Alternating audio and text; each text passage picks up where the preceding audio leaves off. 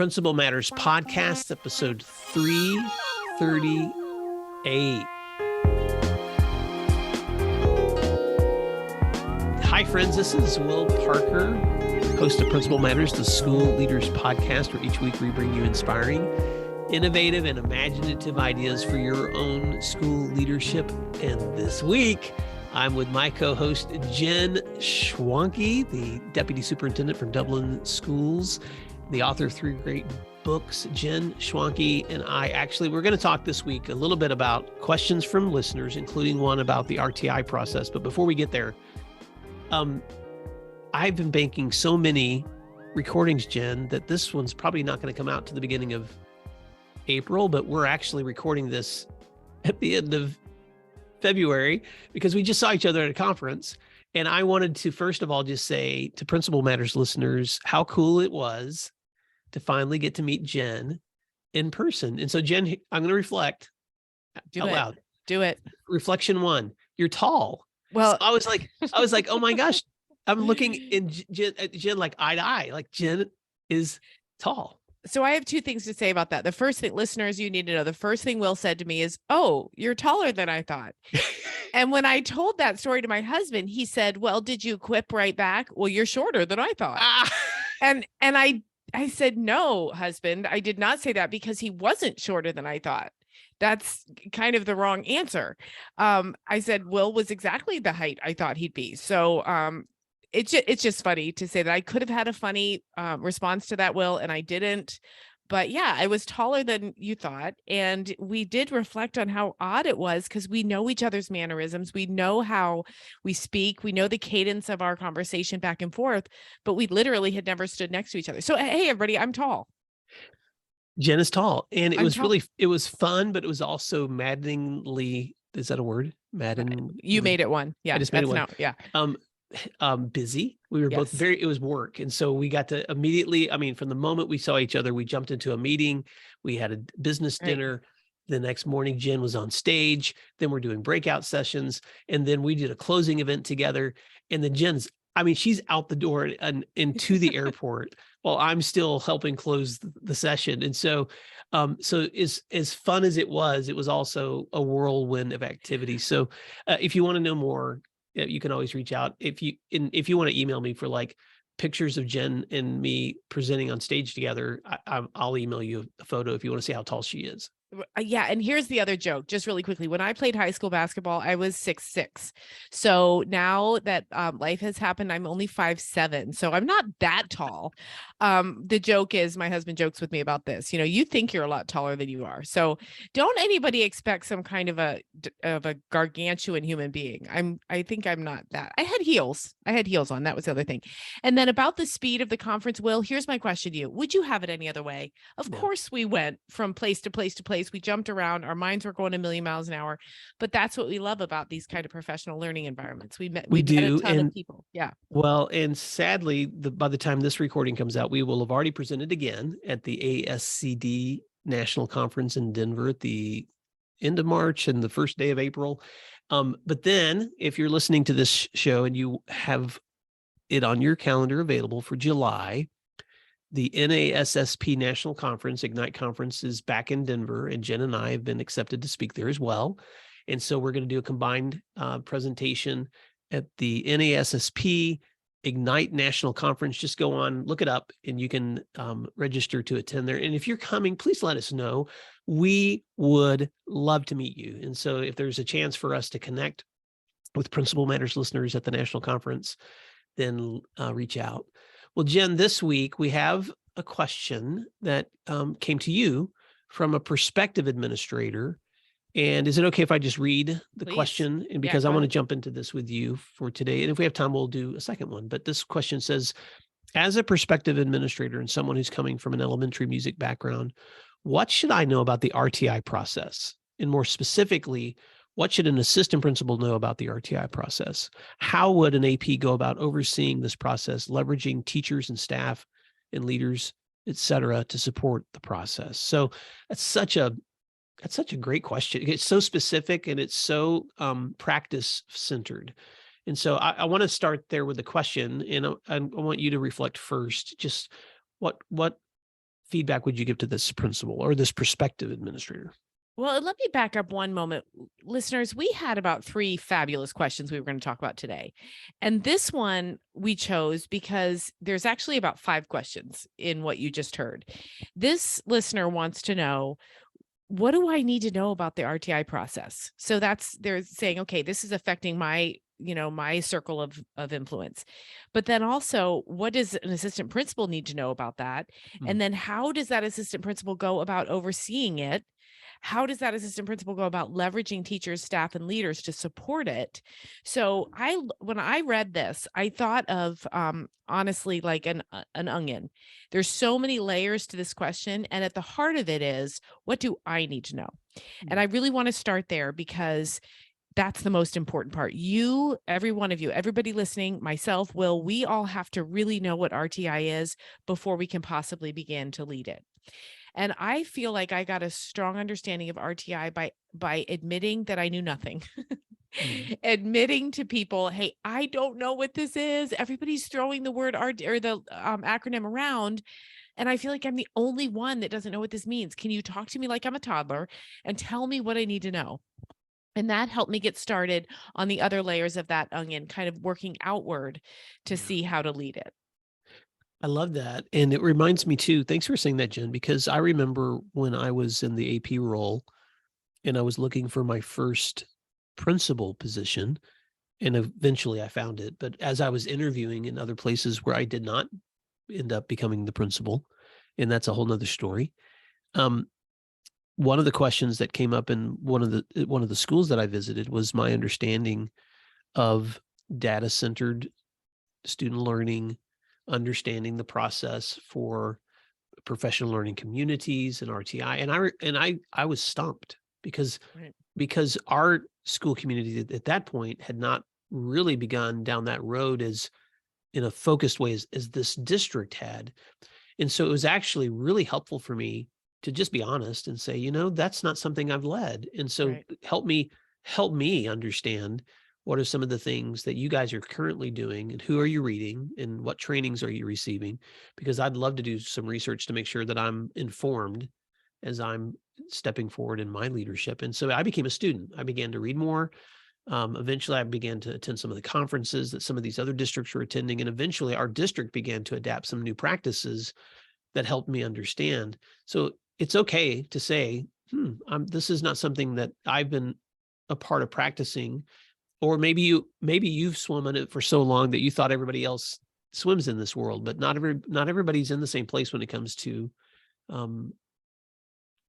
data-driven student learning. Right. Well, and I do want to pause and say, just so that everyone knows, there is a movement, not a movement. What's the right word? There is an evolution of RTI called MTSS. Okay. A multi-tiered system of supports that really is RTI, but better. And so I tell you that because it was just about 2 or 3 years ago when I was sitting in a room with a bunch of other educational professionals, and I felt like I knew everything about RTI. I had mastered it. We were doing a great job at it. I could talk about the tiers of support all day long, felt really good. And then somebody leaned over and whispered and said, hey, it's MTSS now. And I was so mad. I said, oh my gosh, just when I get something, of course they changed the letters. What does it mean? And somebody said to me, and I don't even know if this is universally true, but MTSS really is RTI, but it also provides space for other components or issues that a child might face. So I'm going to back up a little. RTI is a response to intervention. For me to understand that, I had to, in my own mind, actually think about it as RTI response to issues. Any kind of issue a student has, you make a plan, you intervene, and then you keep going until maybe you have some success. With MTSS, you can start to use that exact same process to address behavior issues, to address home engagement issues, to address some sort of a credit recovery need or whatever. It could be any sort of challenge, a physical challenge, it could be. And you're using that process to pull in the experts that you need to address an issue that a student is having, make a plan, and respond accordingly when the interventions do or don't work. So Yeah. that was kind of a long-winded definition, but I just want to share how I came to understand what it is that we're doing, whether it's MTSS or RTI, just to know what your starting point really is. Yeah. Well, Jen, before I talk about some of the places where I go for resources, I'm just curious, who are some of your go-tos, or do you guys have a specific group with whom you work in your schools? Well, that's a great question. Remember, we are a gigantic school district. We have Mhm. 17,000 students. Mhm. And so sometimes when I speak about my experience, it's so not applicable to so many of our listeners who Mhm. have districts that are a fraction that size. So where I go is we have an RTI coordinator that's now an MTSS coordinator. And that person's sole role is to go out, get trained, attend the conferences, read the books, and then train the other, 2,000 staff members on this. So for a smaller organization, a principal is probably saying, well, Jen, that's zero help because I'm the one in charge. And where do I go? And Will, that's where you're going to step in and say Yeah. where you look. Yeah. So I do have a couple of go-tos, and one would be Solution Tree. My second book was with them, and so I'm a big fan of their work. But I also learned a lot as an administrator attending their conferences, because not only are they so focused on the importance of professional learning communities, but they have so many helpful strategies for response to intervention, and figuring out um, stronger master schedules that help build and schedule and prioritize your time around intervention and remediation. But here's the thing I learned from that too, Jen, and I'll point to a second source too, so that I'm not just exclusively talking about Solution Tree. But my friend Garth Larson started a group called First Education, and their web address is firsteducation/us.com. And Garth's been a guest on this show too. And Garth's organization does a lot of PD with districts across the U.S. too, on data-driven decisions and in RTI. So I don't want to just point to one group only, but what I have found is helpful about um, former administrators or current administrators who do this work regularly with other schools is you realize that there really is a no one size fits all, that there are practices and supports that are helpful in building time in for collaboration, in learning to pull people together and establish norms on how they will analyze student learning and data and um, come to the understanding of where students need to have better understanding. There are essential questions that you want to ask whenever you're managing this kind of work, so that you ask those important questions like, what am I teaching standards, and what are students learning, and how do I know they've actually learned it, and what do I do when I know they haven't? So those are Will's versions of those essential questions. But it's definitely, if I'm talking to a prospective administrator who's like, how do I start this? I would encourage you, first of all, to engage in that professional learning yourself, whether that's reading or attending those kinds of events yourself, but also recognize that it has to be work that's done collaboratively. And I'm happy to speak to that more, Jen, but I want to caution leaders that the times I've seen these things work best in schools are when leaders with their teachers learn how to do these processes. It doesn't seem to work well in places where the processes are imposed as much as it is when the processes are collaborative and you learn along together how to really reach and help students learn. Right, because when you do it as a team, you're switching it away from a mandate or an expectation and into a team mindset, right? And I've talked before, we talked a lot about this in Oklahoma, the power of collective efficacy is it surpasses any other thing that we do in schools. The belief that better together is so important. So what I would say, if someone is shouldering this alone or feels they need to, there are a lot of sources out there. And you mentioned Solution Tree. I'm going to give a shout out to ASCD, who has really taken on this RTI idea. I actually first heard it at an ASCD conference about 20 years ago with Margaret Searle. So she has a lot of stuff out there, but ASCD has developed a wonderful resource called Understanding the Roots of RTI, and it goes into the history, how legislation, how policy, and how school-based systems have led to where we are today. So I just think it's important to understand why we even got here. I think before the concept of RTI, many teachers felt very alone. They had students come to them and they didn't know what to do.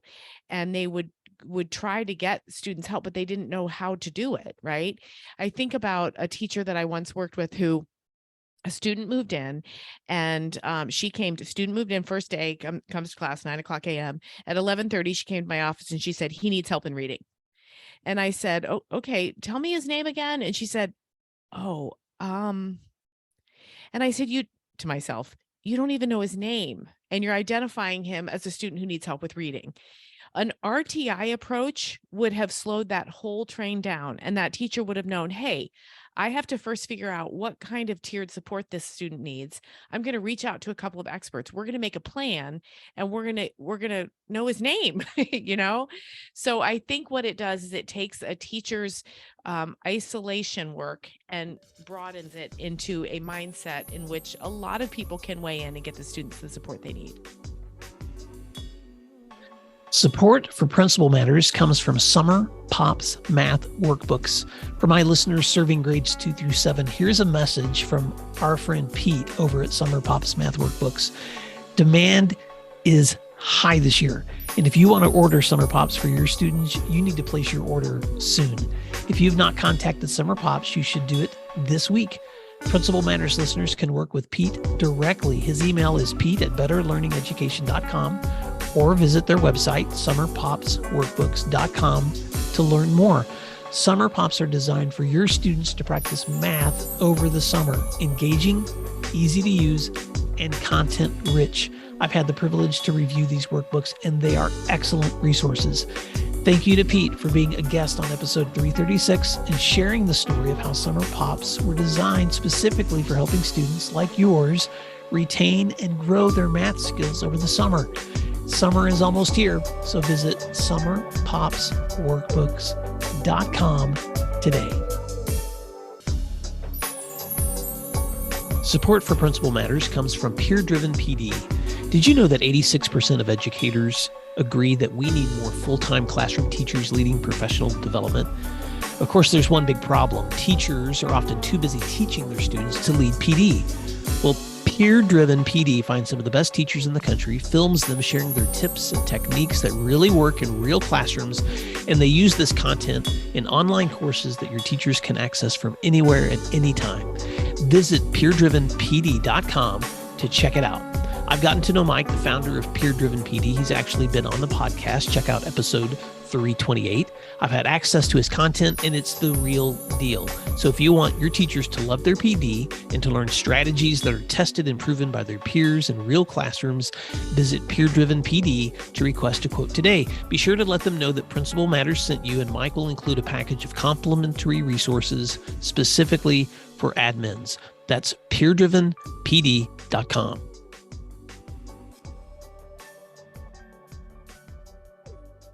I love that. And just to speak to the importance of doing this collaboratively, I'll tell just another story from my own personal practice. But I remember when the district that I was in was beginning to adapt, and we had a really strong curriculum leader that had spent a lot of time leading us through this effort, but began to take administrators to conferences and training. And I remember one in particular where the whole admin teams from the schools, including our superintendent, attended.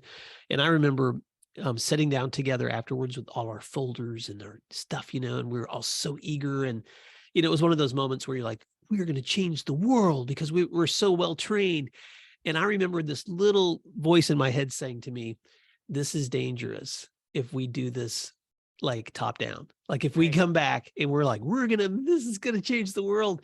And I remember saying to the team, hey guys, as excited as we are about this, I would really like to see the same kind of energy and contagious excitement happen among our teachers. So we probably should also be taking them to some of this training and letting them. And so the funny part is, Jen, a couple of years after I left that principalship and was doing the work I do now, my former assistant principal became the principal, and we ran into each other at a meeting because we see each other at conferences. And she said, hey, Will, we are now recipients of this grant that we every year we get to take more teachers to the same trainings that you and I did. And she said, one teacher in particular, we took to a solution tree training, and she came up to me right in the middle of it. And she said to me, if you had introduced me to Mike Matos 3 years ago, I would have already been in love with this. I am so excited. And I just started laughing out loud because what she was saying to me was what I had been thinking this whole time was, Right. which is if you is excited and as much as you begin to learn, it takes time. It takes time to train other people, to help other people see the light. And sometimes it also means investing in your people so they have access to really good experts and people who know what they're doing so that they can buy into a process that can help kids. Well, let me just do a side note. The problem with us podcasting together is sometimes you tell stories and I'm like, and I have an idea that's a whole other episode. And it's a problem, listeners. It's a problem. Okay, let's get back to the question at hand, which is the RTI process that this listener asked. How can an AP go about overseeing the process and leveraging teachers? And that's tying back to what you just said, Will, about making sure team's part of the process. Here's what I think is the non-negotiable. I think there has to be clarity and vision. There has to be universal agreement of what RTI is and how my school's going to do it. And by that, I mean, you start with the triangle. You draw the triangle on as many dry erase boards as you need to, in as many meetings as you need to say, okay, this is how we're going to approach working with students who need help. And then you start telling stories. Well, you and I talk all the time about the power of stories. Mm-hmm. What's a student that really tripped you up? What's a student where you didn't know how to help them? How would our system have worked in that way? Who's responsible for tier 1? By the way, I'm going to give you an answer to that question. It's classroom teachers. Who's responsible for tier 2? Who's responsible for tier 3? Who decides? And ideally, you never name one person. You name a group of people or a group of experts who own each one of those tiers. And I think oftentimes you have to keep reviewing that.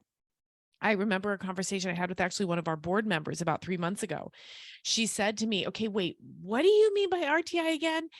And you guys, I had told her a couple of times she needed to hear it again. And I was happy to say, let me start by drawing a triangle. Yeah. And we just have to keep saying that, because when you keep revisiting your why and you keep revisiting your vision, then everyone's clear. You're never going to reduce complications, right? You're never going to make problems go away. So you can't reduce complexity. You can increase clarity. And that's what anyone who's leading RTI needs to do. Walk around the world thinking, how can I just be clear on what our process is? Okay. So Jen, I'm going to kind of put you on the spot here. We'll see how we can do this. I'm ready. Okay. So this, the question was written by somebody whose present work is elementary music. And I know that sometimes elective teachers, they're not always in the same circles of targeting academic standard processes for learning. So let's just apply this for just a moment. Okay. We're talking to someone who's in that group, and tier 1 is your universal level where the majority of your students are receiving instruction and you're trying to make sure that they're learning. That tier 2 is that targeted, where you realize that maybe I need to pull kids into small groups because they didn't understand it in the big group. And so I need to do focused learning. And then tier 3 would be that even smaller group of kids that need that more individualized one-on-one coaching and help to maybe understand it even more clearly. So I think music teachers do this too. I've been in some classes. How would you coach this music teacher to think about maybe ways that she's already using these tiered approaches and how it could apply to helping teachers understand it? So if it's okay, I'm going to amend your understanding of the triangle to include my understanding. My understanding is tier 1 is classroom teachers, and that includes significant differentiation. So you do still have your small groups. You do have students that you pull in to work one-on-one. That's all. Tier 1 is all the classroom. And one of the biggest risks of RTI process is that teachers will be too quick to look to tier 2, because I see tier 2 as another expert comes in, a speech language pathologist, a reading support specialist, and they either co-teach or maybe they pull a student into a small group. Tier 3, the way I see it, is a very, very small percentage of students who need significant help, resource room help, for example, or they come in, several grade levels behind and they need significant interventions. And the reason I make that distinction in my own mind is I want to really point out that risk of wanting to tier 1 outsource too quickly.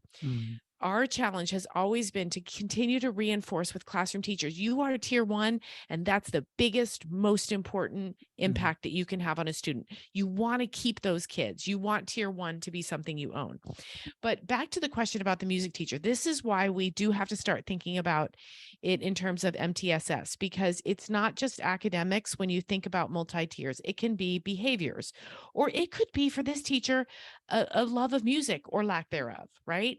So it could be tier 1 is just the teacher trying to engage students in understanding and using music theory, music practices, that sort of thing. I applaud this teacher because she's asking the question. She's probably heard RTI enough times. She's like, oh boy, I better know what this is, right?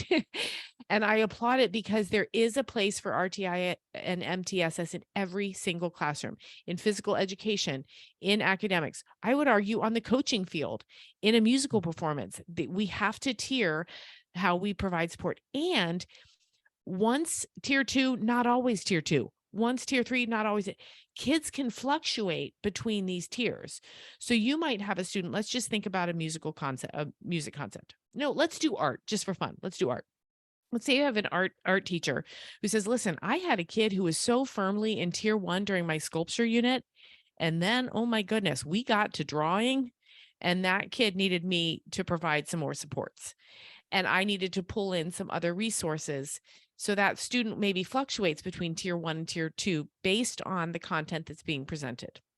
And when you think about that in terms of behavior, you might have a student who in the classroom's living in tier 1, but oh my gosh, at lunch and recess, tier 3, right? So you have to start thinking about kids as being able, willing, and welcome in any tier, and that the classroom teacher has to be the first person that we look to understand how to help them develop intervention plans. Jen, this is why it's so much fun to do the show together, because I'll just be blunt with Principal Matters listeners. You're so helpful at helping me understand some things that I don't always see clearly. So thank you for that, because I think sometimes also because you've had so much experience. Most of mine has been secondary, and yours has been secondary and elementary, and you have had so much work K-12. So thank you for that. That was so helpful. Well, When I and think about, you do the same for me too. I just want to be clear. I learned so much from you, and that's why I love this podcast. And I think our listeners feel the same. And I think we would both say, well, neither one of us are the experts. We just live in this, and we work, and we see it. And our listeners just heard you say something, heard me push back, and I hope everybody that's listening is pushing back a little bit with their understanding of how RTI works in their building, because nothing that Will says in Oklahoma and Jen says in Ohio is universal. That's the beauty of RTI, though. You look at your staff, your students, your community, your teachers, your parents, and your triangle looks the way you need it to look. Yeah. Well, there's a couple of more thoughts that I'll add before we wrap up. One is that, and you said this already, that if you think about good classroom instruction, then you're already doing interventions all the time. Right. If I'm sitting in a music room and I'm watching that teacher do whole class instruction, and the sopranos got it, but the tenors don't, and I see her stop and push the key for the tenors and say, everyone stop, tenors sing with me. And then she's giving instruction for the tenors until they have that part down. She's already differentiating and targeting that. Or she may say, basses, you didn't get this at all today. I want to schedule tomorrow lunch, and you're going to come by, and we're going to work on your part together because you're not getting it during the class time together. Or she may bring in a support person, maybe another keyboard player who's going to work with a group of kids. Well, it's the same thing, Jen. All the time. And you know what is so funny to me is if you presented this concept to a basketball coach, they'd be like, well, duh. Absolutely. I got to work with this kid on dribbling, and this kid, his left-handed layup. Oh my goodness. We all know this. We all know how to do it. And it's the formalizing and standardizing of an RTI or MTSS system for an entire school that seems overwhelming. But what I would argue is most educational professionals inherently understand the concept. It's just creating that clarity and vision that standardizes it and makes it a language that everybody's speaking together. Well, that was helpful. So I'm looking at our time together and I'm trying to decide if we need to just wrap up this conversation or if we want to add like a speed round response to someone else's feedback. What do you think? Well, I think we run into this problem all the time. I think we should wrap it up and let this be RTI 101. I don't know. You tell me. See, No, listeners, this is the problem we run into. We like to talk. no, I think this was really helpful. In the show notes, Jen, I'm going to try to put some links to some of the organizations that we mentioned, some of the resources that you and I both have mentioned too. But Jen and I are the first to say that there are certain things where I don't consider myself an expert. Even as a solution tree author, I don't present on PLCs and RTI because that's just not the area where I feel like my strength area is in terms of presentation. I've led in schools, I participated in those things. And so Jen, I so appreciate your feedback and expertise for this question and having you in the room.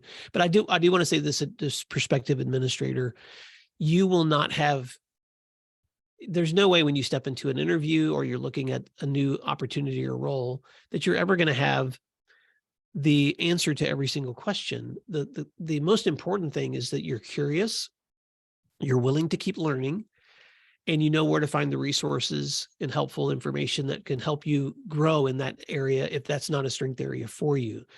And Jen, I like to say this to people that are in interviews too. I know that the most important thing for most of us, if we're interviewing, is getting the job. I mean, because all of us want to win. We want to say we got offered the job. But I actually think there's something more important than that. And I know this sounds counterproductive, but I actually think the most important thing you can do in an interview is provide value to the people in that interview so that when you leave, they may be a little bit better at their job than before they met you. Right. So in other words, collaborate with them. So if they're asking you questions that are like new to you, then this is a PD moment for me. I'm like, ooh, tell me more because I want to understand this. And then here's the input I have based on my experience.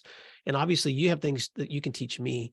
And so, so I know that's really weird to say as you're thinking about stepping into an interview for a job, but I don't know, I guess I'm just always a teacher at heart. So for me, every moment can be a potential learning moment, even when you're confronted with things maybe that you don't know yet. Right. And Will, you and I get a lot of questions from people as they're going into interviews because they do want to land a job. I think it's perfectly fair to say in an interview about RTI, I have a strong understanding of RTI from my perspective, but I would be really eager to learn how your district looks at RTI and how I can become a student of your current processes and improve them. And by that kind of answer, you're saying, listen, I know what I know. I think it's pretty good, but I also understand that every culture is, every school's culture might need a different set of skills from me that I will learn. So that we can talk about interviews all day, but that's just my little tip.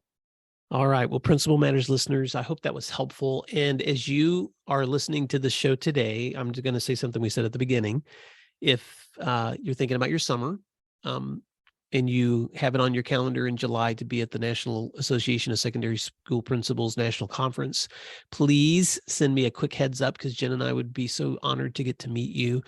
But maybe you're not going to that conference and maybe you've got summer PD happening in your district or you're looking for good summer PD. And so, Jen, I'm just going to put a plug in for the both of us because we spend quite a bit of our summers when we're not vacationing or with our families with other districts and other leadership teams. And so you can reach out to either Jen or to me because whether you want us presenting on our books or on other leadership topics, Jen, I've never said to listeners, or if you want to try to reach out and have both of us come, which I'm just telling you, if you do that, it's dangerous because it's not dangerous. I mean, you could choose a different word in a positive way, danger. The amount of energy in the room doubles at that point. And so you might have to like patch holes in the walls and stuff after we leave. It's because I'm so tall. Because of how strongly Jen walks across stages. Right, exactly. It's because I'm 6'9". Swings microphones. Well, Principal Matters listeners, thanks for hanging out with us today. And Jen, thank you for taking the time to learn. And Principal Matters listeners, until next time, thanks for doing what matters. We'll talk to you again next week. Thanks, everyone. You can find free resources like this one at my website at williamdparker.com. Check out the services link on williamdparker.com to learn more about leadership academies, mastermind offerings, and executive coaching. If you're planning professional development for the year ahead, or you're looking for keynote presentations from any of my books, please email me at will@williamdparker.com. Thank you for learning together today, and thanks again for doing what matters.